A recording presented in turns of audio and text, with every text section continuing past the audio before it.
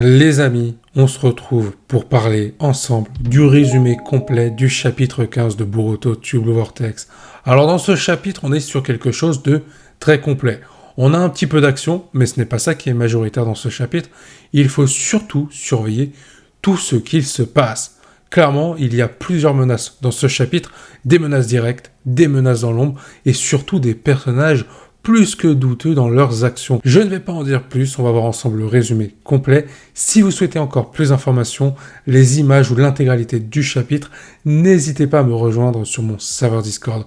En attendant, place au résumé complet de ce futur chapitre. Le chapitre 15 de Boruto Tube Vortex sortira le 20 octobre 2024 et la cover de ce chapitre est représentée par le nouveau Shinju, Ryu. Le chapitre démarre avec un flashback sur la situation de Suna. Gaara, Shinki, Yodo et un autre shinobi sont en train d'affronter Matsuri avec une armée de Jubi humanoïdes. Dominé par son adversaire principal, Matsuri, Gaara ne parvient pas à rivaliser avec celle-ci. Face à cette situation désespérée, Shinki se sacrifie pour sauver Gaara. Le fils adoptif du Kazekage se fait aussitôt emprisonner dans un arbre à cause d'un humanoïde Jubi. Cet emprisonnement est à l'origine de la naissance de Ryu, l'alter ego de Shinki. La cible de ce nouveau Shinju semble se porter sur Gaara. De retour dans le présent, Shikamaru, Sarada et Kankuro discutent de la situation. Un crapaud espionne attentivement tout ce qu'il se dit. Pendant ce temps, dans la dimension des Shinju, Ryu use de ses capacités de sable en fer provenant de son tissu de créature Jubi. Ce dernier est observé par Code. L'ayant remarqué, Ryu l'expulse aussitôt de la dimension. Une discussion s'ensuit alors entre Code et Ryu. Code a toujours pour objectif de dévorer le fruit du chakra pour devenir un Otsutsuki, comme Ishiki le voulait. D'un coup, Code utilise son Kama blanc pour tenter d'attaquer Jura. Le Shinju contre-attaque directement avec son laser Rinnegan qui coupe totalement la main de Code. Ce dernier parvient à s'enfuir grâce à ses marques de griffes. Jura se demande alors ce qu'il se passerait s'il mangeait Code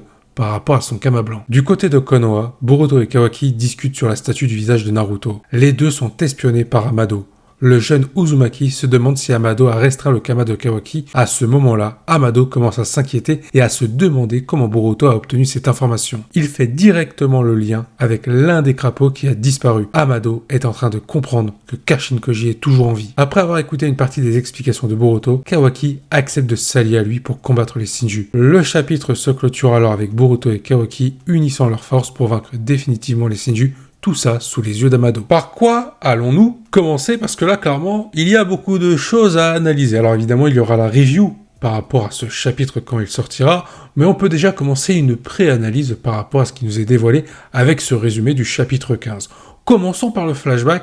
C'était évident qu'on allait avoir le point de vue du village de Suna par rapport à cette menace autour des Shinju. Là, on a plusieurs confirmations. Matsuri et son armée humanoïde a attaqué le village de Suna, s'en est pris directement à Gaara, Shinki et d'autres shinobi. On va dire que les acteurs principaux, c'était Gaara et Shinki. Gaara a été incapable de rivaliser face à Matsuri, mais pour sauver son père adoptif, Shinki s'est sacrifié et s'est retrouvé emprisonné dans un arbre à cause d'une créature Jubi menée avec les actions de Matsuri. Ce qui veut dire qu'on a l'origine de la naissance de Ryu et la confirmation que ce personnage est bel et bien l'alter ego de Shinki.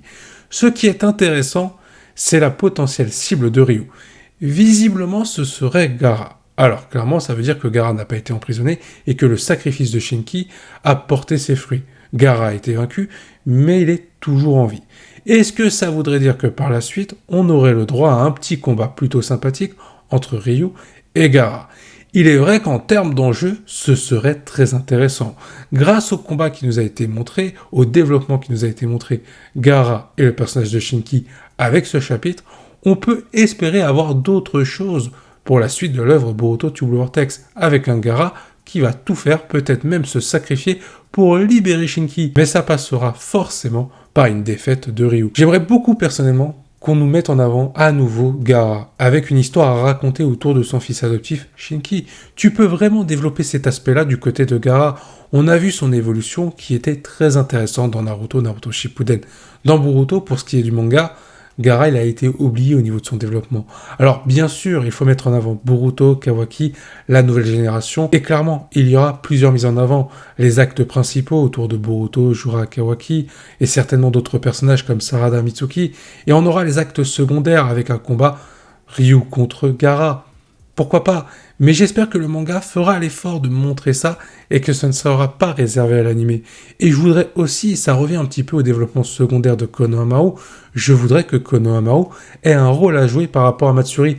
Il y a quelque chose à raconter dans le manga, pas forcément que dans l'anime. De plus, je pense sincèrement que ce serait bénéfique au manga de développer la menace qui nous est représentée avec les Shinju actuellement, même si la situation de Boruto se complète à tout ça, je vais parler de l'intrigue principalement, il est intéressant de développer la menace de manière extérieure, pas uniquement centrée sur quelques personnages ou uniquement centrée sur le village de Konoha.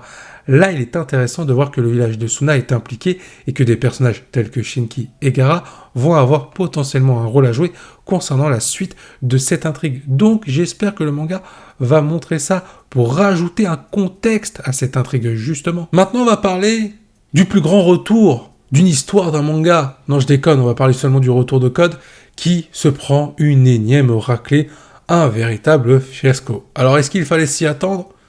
J'ai envie de dire oui, mais est-ce qu'il fallait s'y attendre dans cette situation-là ? Non, parce que là, clairement, Code, il est complètement débile. C'est évident qu'il ne fait pas le poids face à Jorah. Il tente une attaque suicidaire, disons-le. Maintenant, ce qu'il faut retenir, c'est pas l'acte désespéré de Code, son objectif complètement absurde. Alors, son objectif en soi, il est cohérent. Il veut continuer à suivre la volonté des Otsutsuki par rapport à Ishiki. Mais là, il fonce tête baissée, ça ne sert strictement à rien. Ce n'est pas ça qu'il faut retenir, c'est, on va dire, le message, le développement de ce personnage. Code, il est à la croisée des chemins. Bon, son bras y a laissé aussi la vie, mais clairement, je pense que Code, soit il va continuer à être omnibulé par son obsession de devenir un Otsutsuki, et c'est ce qui va le conduire à sa mort, parce que là, il survit encore grâce à sa fuite, grâce à ses compétences. Mais ça ne va pas durer, parce que Jorah, il se pose des questions. Il se dit, qu'est-ce que ça ferait si je bouffais Code ? Donc il va y avoir deux choix. Soit il va y avoir une rédemption, où on va avoir un Code complètement s'émanciper de la volonté des Otsutsuki, c'est-à-dire qu'il va suivre ses propres actions, ses propres décisions, sa propre volonté, tout simplement. Et donc il pourrait se ranger du côté de Boruto et Kawaki temporairement pour faire face aux Shinju. Pourquoi pas ? Après, la deuxième solution, c'est tout simplement le fait que Jorah, à un moment donné, va bouffer Code, ce qui va lui permettre d'obtenir beaucoup plus de puissance, et donc devenir un adversaire tellement redoutable que Boruto et Kawaki vont avoir du mal. Après, attention, il n'est pas impossible que ce soit Kawaki qui récupère la puissance de Code pour justement donner beaucoup de fil à retordre à Boruto.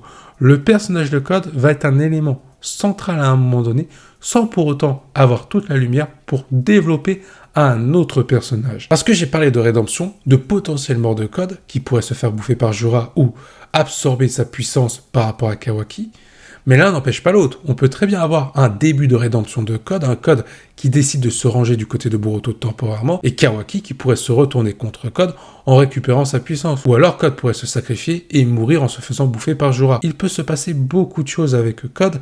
Qu'est-ce qui serait intéressant aujourd'hui en termes de développement pour le personnage ? Clairement, la voix d'antagoniste n'est pas faite pour ce personnage. Il a encore subi une raclée à cause de son idéologie par rapport aux Otsutsuki. Là, clairement, il n'y a plus rien à raconter. Tout s'est essoufflé de ce côté-là. Ce qui serait intéressant à raconter pour moi, ce serait la rédemption de Code.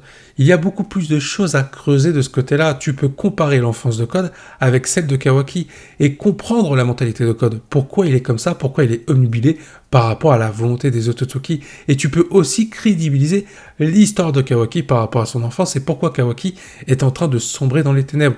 Tu peux faire quelque chose de plutôt sympa. Je l'ai évoqué un petit peu, j'ai parlé de Boruto, Kawaki, qui pourrait être rejoint par Code en termes d'alliance, mais là on va se concentrer sur ce duo. Boruto et Kawaki, l'acte principal de cette fin de chapitre.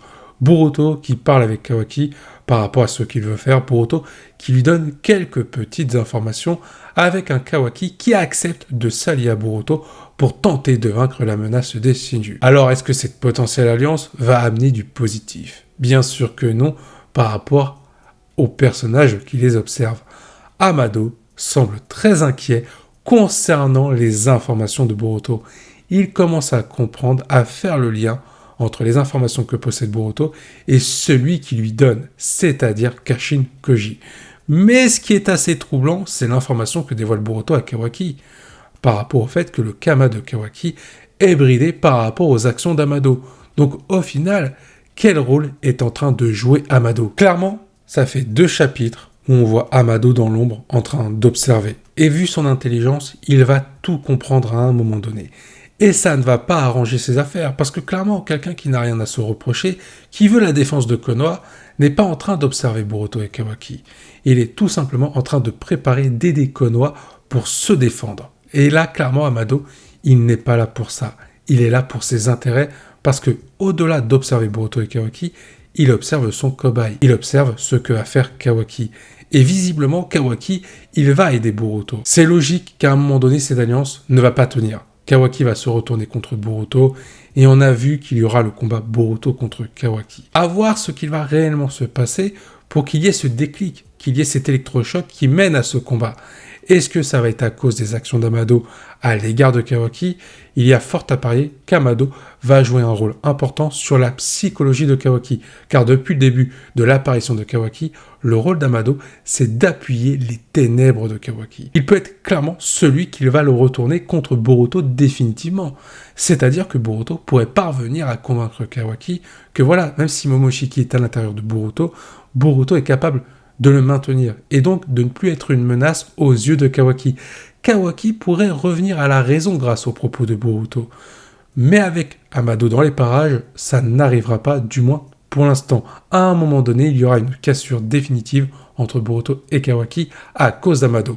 Reste à voir c'est quoi l'objectif d'Amado, parce que la survie de Kashin Koji, ça veut dire que celui-ci peut apporter énormément d'informations à Boruto, et Boruto peut énormément en dire à Kawaki. Et ça, Amado, il l'a bien compris. Ça n'arrange pas ses affaires.